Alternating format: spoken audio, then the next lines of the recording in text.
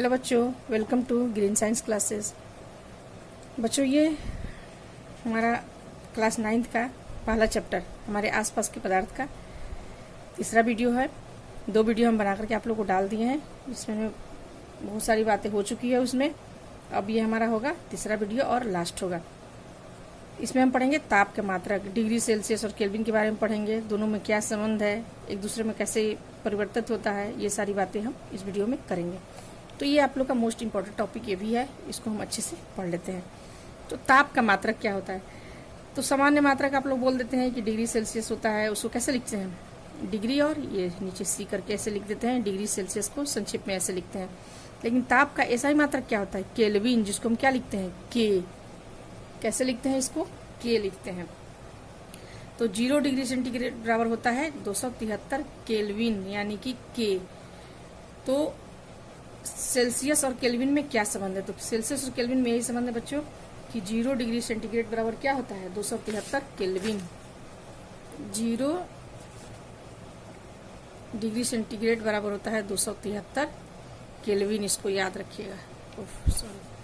0 degree centigrade बराबर होता है 273 केल्विन। इसको याद रखिएगा। तो 0 डिग्री सेंटीग्रेड, बर्फ का गलनांक कितना होता है? 0 डिग्री, यानी कि केल्विन में कितना हो जाएगा? 273 केल्विन। और अगर बर्फ पानी का क्वथनांक पूछेंगे तो कितना होता है? तो आप बताएंगे 100 डिग्री सेंटीग्रेड, यानी कि 100 और प्लस 273 जोड़ देंगे तो कितना हो जाएगा? 373 केल्विन।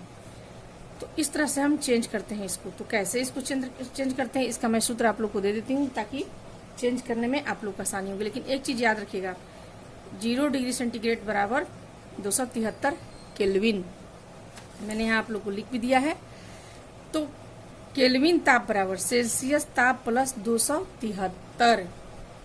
तो जब अगर केल्विन ताप दिया रहेगा और सेल्सियस में निकालना रहेगा तो क्या करेंगे? तो सेल्सियस ताप बराबर क्या हो जाएगा? केल्विन ताप माइनस 273। जब आप इस ऑब्जेक्टिव इसमें न्यूमेरिकल बनाएंगे छोटा छोटा तो आपको समझ में आ जाएगा। तो डिग्री सेल्सियस को केल्विन ताप में बदलने के लिए दिए हुए तापमान में 273 जोड़ देना चाहिए,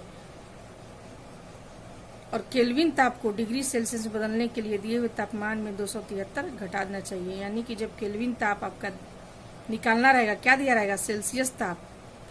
तो केल्विन ताप निकालना रहेगा तो सेल्सियस ताप में 273 जोड़ देंगे। और अगर आपको सेल्सियस ताप निकालना रहेगा, केल्विन ताप दिया रहेगा, तो उसमें 273 घटा देंगे। आपको एग्जाम्पल से हम समझाते हैं तो आपको समझ में आएगा, बिना बनाए हुए आपको समझ में नहीं आएगा। चलिए इसको देखते हैं।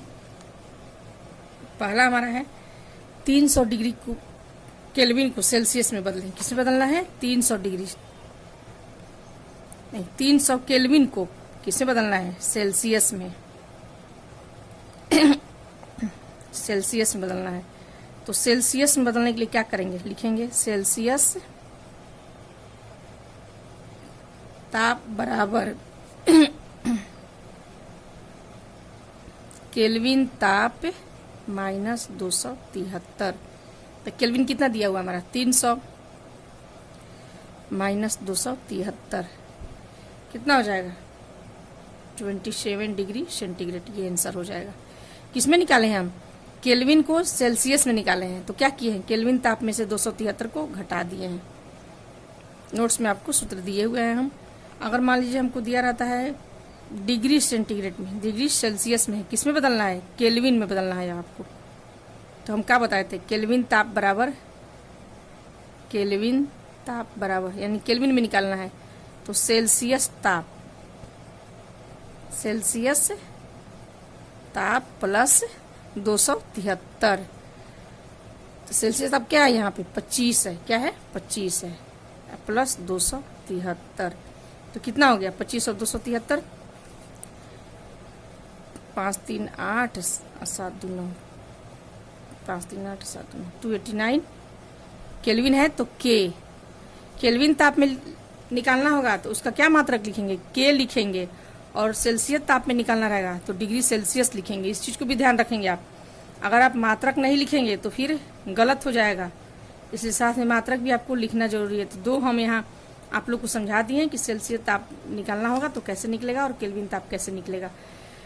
अब नोट्स में मैं आप जो PDF बना कर दूंगी तो उसमें कुछ क्वेश्चन दूंगी, आप इसको बना लेंगे। और यहाँ मैंने आप लोग को लिख भी दिया है सेल्सियस ताप बराबर क्या होता है, केल्विन ताप माइनस 273, और मैंने वो भी लिख दिया है कि केल्विन ताप बराबर क्या होता है। सूत्र हमने दे दिया है, आप इसको बनाएंगे। अब हमारा होता है एक कि तो बच्चों एक एग्जाम्पल और हम बता देते हैं, इससे क्या होगा और अच्छा से आप लोग को क्लियर हो जाएगा। तो अभी हम बदलते हैं, सेल्सियस में बदलना है। किसको बदलना है, केल्विन से सेल्सियस में। ये केल्विन में हमारा दिया हुआ है, हमको किस में बदलना है, सेल्सियस ताप में बदलना है। 1 2 3 4 यहाँ हम दिए हैं, एक हम और समझा दे रहे हैं, 3 बाकी आप बनाएंगे। आप बनाएंगे तो और क्लियर होगा। तो सबसे पहले हम सूत्र लिखते हैं कि सेल्सियस ताप बराबर हमारा क्या होता है, जिसमें निकालना है उसका हम सूत्र लिखेंगे। तो हमको सेल्सियस में निकालना है, यानी कि सेल्सियस ताप बराबर लिखेंगे।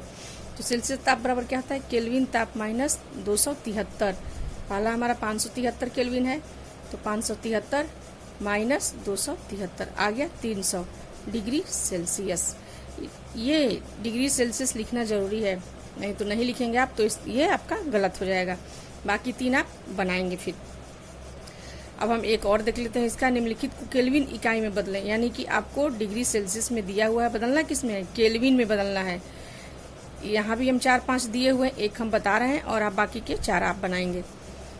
तो देखिए केल्विन ताप बराबर पहले हमको निकालना किस में, तो केल्विन में। तो केल्विन ताप बराबर सूत्र लिख लेंगे। तो केल्विन ताप बराबर सेल्सियस ताप प्लस 273। तो सेल्सियस ताप हमारा कितना दिया है, 373 दिया है, प्लस 273 कितना हो गया, 686। क्या हो गया ये, 3 3 6 7 14, हाँ 646 केल्विन, 646 केल्विन आंसर हो गया इसका। यहाँ भी केल्विन लिखना जरूरी है, अगर आप नहीं लिखेंगे तो गलत हो जाएगा, इसलिए इकाई लिखना बहुत जरूरी है। बाकी के आप 3-4 बनाएंगे, जितना आप बनाएंगे उतना ही आपका ये क्लियर हो जाएगा। ठीक है बच्चों। 2 और अवस्था, इसमें 2 और अवस्था के बारे में आप लोगों को संक्षिप्त में पढ़ना है, डिटेल में नहीं पढ़ना है, उसको नाम जानना है। तो आधुनिक वैज्ञानिकों के अनुसार पदार्थ की कितनी अवस्थाएं होती है, 5 हो गई। कौन कौन, ठोस, द्रव, गैस, ये 3 तो आप पहले से जानते थे। नया हो गया प्लाज्मा और बोस-आइंस्टाइन कंडेंसेट, ये 2 आपके लिए क्या हो गया, नया हो गया। कौन कौन, प्लाज्मा और बोस-आइंस्टाइन कंडेंसेट। तो इसको जान लेते हैं क्या होता है प्लाज्मा। 3 तो आप पहले से जानते हैं। तो प्लाज्मा ये चौथी अवस्था है, ये क्या है, पदार्थ की ये चौथी अवस्था है, जिसका नाम क्या है, प्लाज्मा। यह मुक्त इलेक्ट्रॉन और आयनों का मिश्रण होता है। यह मुक्त इलेक्ट्रॉन और आयनों का मिश्रण होता है। प्राकृतिक रूप से प्लाज्मा सूर्य और तारों में पाया जाता है। क्वेश्चन पूछ देता है प्लाज्मा कहाँ पाया जाता है प्राकृतिक रूप से, तो क्या लिखेंगे, सूर्य और तारों में। ऑब्जेक्टिव में आता है ये क्वेश्चन। इसमें एक विशेष प्रकार की चमक होती है, इसकी उपस्थिति के कारण ही सूर्य और तारों में चमक होती है। किसके कारण सूर्य और तारों में चमक होती है, प्लाज्मा के कारण। इसमें एक विशेष प्रकार की चमक होती है और इसका निर्माण उच्च ताप के कारण होता है। तो इसमें ज्यादा नहीं पढ़ना है आप लोग को, यही 3-4 पॉइंट मोस्ट इंपॉर्टेंट है जिसको हमने आप बता दिया कि प्लाज्मा क्या है, ये चौथी अवस्था है, ये मुक्त इलेक्ट्रॉन और आयनों का मिश्रण है। अब हमारा 5वां हो गया बोस आइंस्टाइन कंडेंसेट, BEC।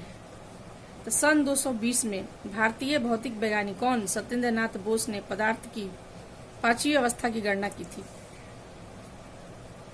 इन गणनाओं के आधार पर वैज्ञानिक सबसे पहले किसने किया था, सत्येंद्र नाथ बोस। कहाँ के थे ये भारतीय भौतिक वैज्ञानिक थे। जब पहले इन्होंने इसके बारे में गणना की, उसके बाद इन गणनाओं के आधार पर ही और दूसरे वैज्ञानिक, क्या नाम था उनका, अल्बर्ट आइंस्टीन ने पदार्थ की 5वीं अवस्था के बारे में बताया, इसलिए इसका नाम पड़ गया बोस आइंस्टीन कंडेंसेट की भविष्यवाणी की। तो ये इस कैसे आती, देखिए समान वायु के घनत्व के 1 के लाखवें भाग के बराबर घनत्व वाली गैस को अति निम्न ताप पर ठंडा करने से BEC अवस्था प्राप्त होती है। तो ये बहुत ज्यादा इसमें आप लोगों को जानना नहीं था, इतना काफी है, क्योंकि इसमें सिर्फ आप लोग को नाम जाननी थी, दोनों अवस्था के बारे में ज्यादा नहीं पढ़ना है।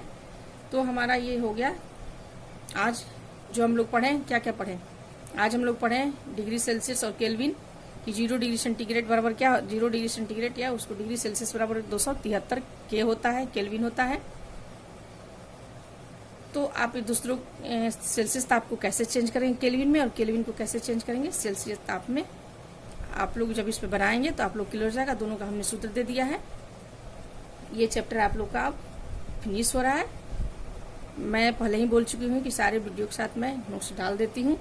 इस वीडियो के साथ भी मैं नोट्स डाल दूंगी और उस नोट्स में मेरा कुछ क्वेश्चन रहेगा। केल्विन को डिग्री सेल्सियस में बदलना और सेल्सियस ताप को केल्विन बदलना, आप लोग उसको जरूर बनाएंगे। जब बना लेंगे तो और आपको अच्छे से क्लियर हो जाएगा कि सेल्सियस को कैसे बदलते हैं केल्विन में और केल्विन को कैसे बदलते हैं सेल्सियस में। ठीक है बच्चों, हमारा ये चैप्टर क्या हो गया, आज फिनिश हो गया। यानी कि फर्स्ट चैप्टर हमारा आसपास के पदार्थ फिनिश हो गया। अब अगला चैप्टर दूसरा हम फिर पढ़ेंगे। ओके बच्चों, इसको आप लोग तैयार कीजिए। Okay, thank you.